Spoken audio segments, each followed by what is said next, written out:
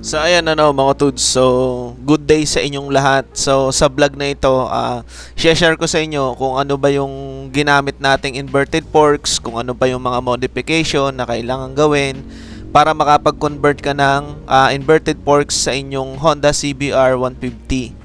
So ginamit nga pala nating inverted forks dito ay galing CB190R. Honda din siya basically, pero hindi siya nilabas dito sa Pilipinas. Ang pyesa niya from China, no, mga tuds. Ang naging problema natin unang-una dito, syempre, wala siyang susian kasi ang susian ng CB190R ay nasa tangke. Kaya nag-modify pa tayo, no?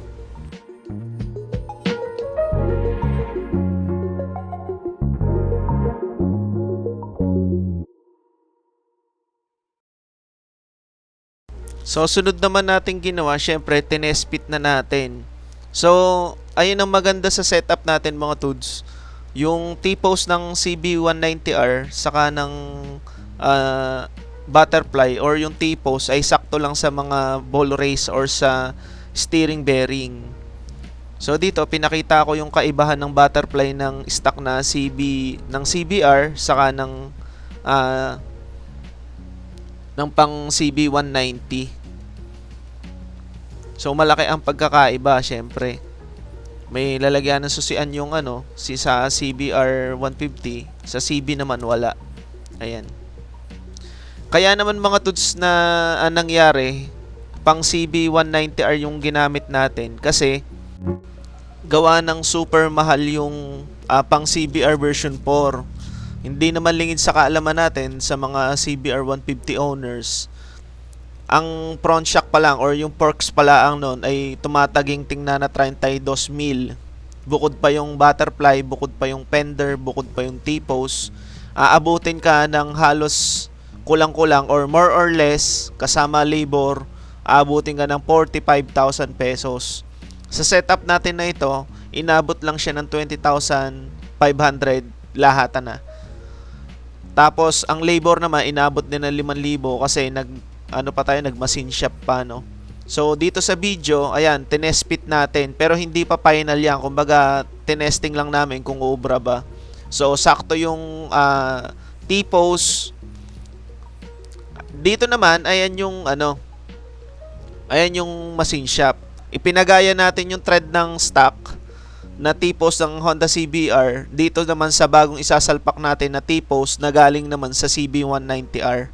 So ayan yun, no, para sumakto.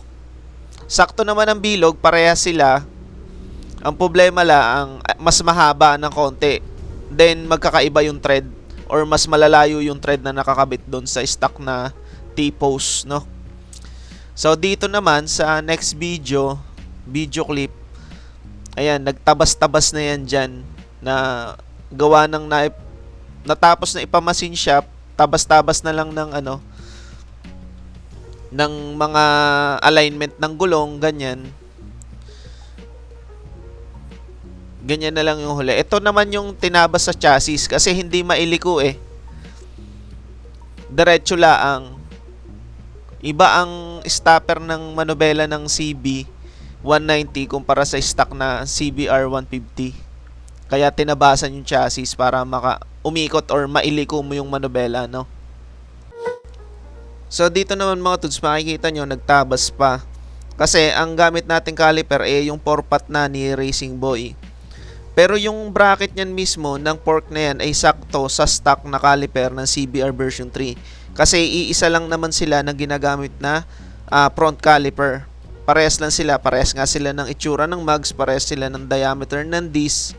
Kaya ito na yung pinili kong inverted forks. Kumpara sa iba na halimbawa kung gagamit ka ng ibang inverted forks like katulad sa galing R15, malaking modification na yung gagawin mo. Ito dito, kung alin yung aking current na setup ng preno, hindi ko na binago. Kumbaga, ito lang, nagtabas-tabas lang. Plug and play na ang nangyari dito, mga tuds.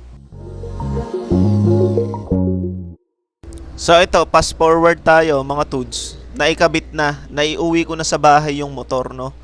So ang gamit nga pala nating clip-ons, 48mm na CNC clip-ons na nabibili sa Orange app. So lahat ng lahat ng setup na yan na front suspension na yan mga tuds ay sa Orange app ko lang nabili, no? So link in the description na lang mga tuds, madali na naman kasi kiniklik na lang sa video kung ano yung mga products na nakakabit, no? Ayun yung setup ng preno ko. Sinentro lang kaya nagtabas-tabas ng konti, pero tingnan nyo naman.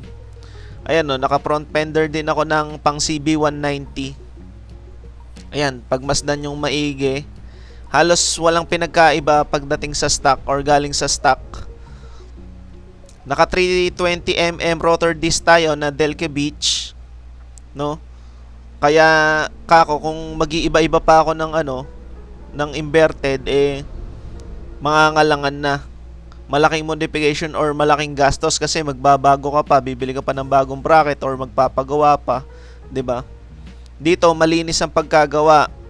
Ang ginawa naman sa susian mga tuds, tinabas-tabas niya, tapos anong nangyari? Pinilit niya lang ilagay yung cover, pero ang kinalabasan malinis pa rin naman. So sa front axle mga tuds, yung stock ng CB190R yung ginamit natin, no? Tinabas din lang yan or minachine para mapanipis kasi yung sa 190 makapal, no? Pagdating sa CBR manipis or maliit yung bilog ng axle, kaya pinamachine pa natin, no mga tuds. So isa rin yun sa modification na dapat tandaan. So ayan, good day sa inyo lahat, mga tuds. So mini vlog lang tayo. So first ride natin sa CBR 150 natin na naka-inverted forks na, no? Ayan, mga tuds, as you can see, ang lalaki na ng shock. Beefy na meeting.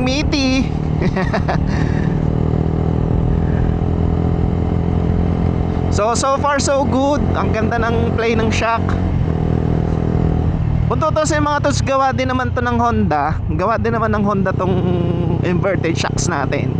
Kasi nanggaling siya, ang pinagkuhanan ko nito na nakakabili ka ng brand new na inverted shock sa CB, Honda CB 190R.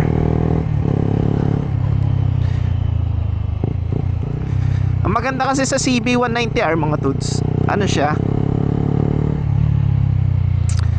parehas ng mags, parehas ng geometry. Parang ganun. Kasi tingnan nyo yung itsura nyo.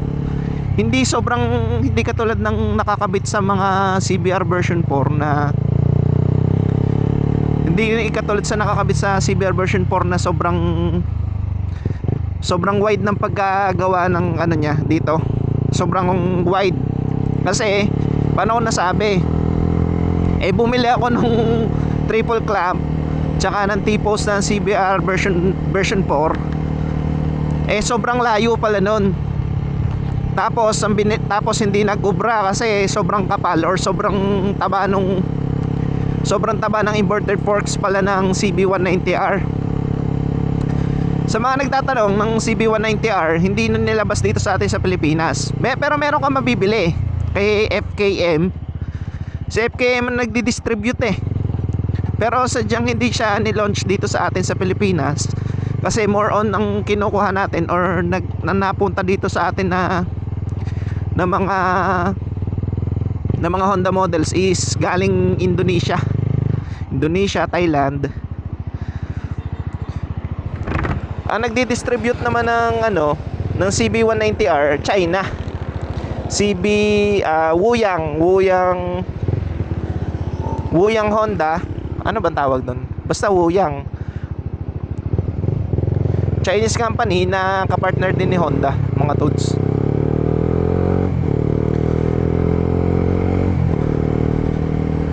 Hindi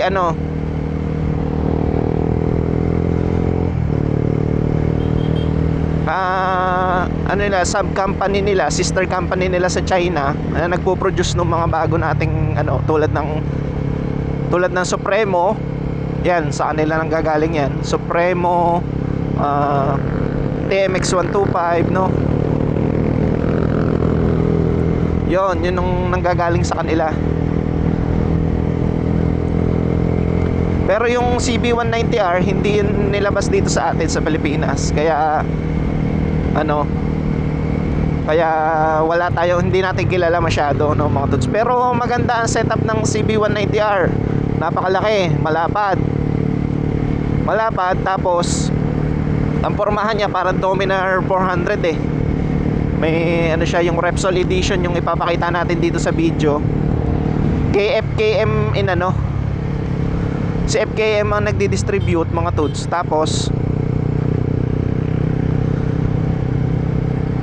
yun, basta may nakita din ako mga post noon, kaya nagka-idea ko, ba, pwede din yung ano nito parang pwede din yung inverted forks nito. Tapos nagtingin ako sa mga website, sakto meron sa ano,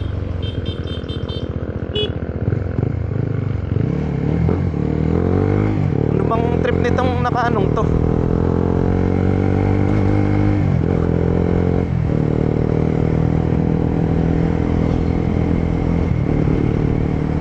Sakto, merong available sa Shopee na padating din nila. May seller sa Shopee na in order nila from China. Naka-order ako. Ayun, banggitin ko na lang kung magkano ang presyo. Nakuha ko yung inverted forks na pares, 13,000. Pero depende sa mga voucher nyo, pwede nyo makuha siya ng 11. 11,000 hanggang 12,000 pesos kasama shipping fee, kasi mabigat to medyo kami kabigatan, no. Kung ikukumpara dito sa distributor natin dito sa Pilipinas, na yung mismong sa mga ano, halimbawa ano ba tawag doon sa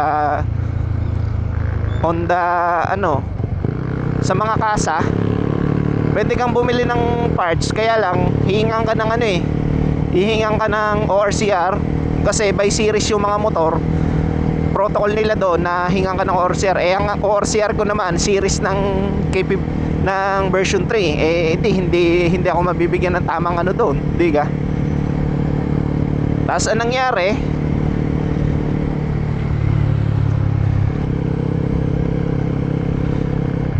di umorder na ako. Ayos naman.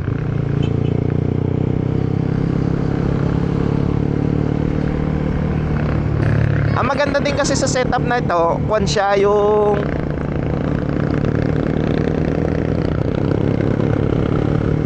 ang maganda sa setup na to, swak siya sa caliper ko. Kasi bumili tayo ng caliper ng kuan.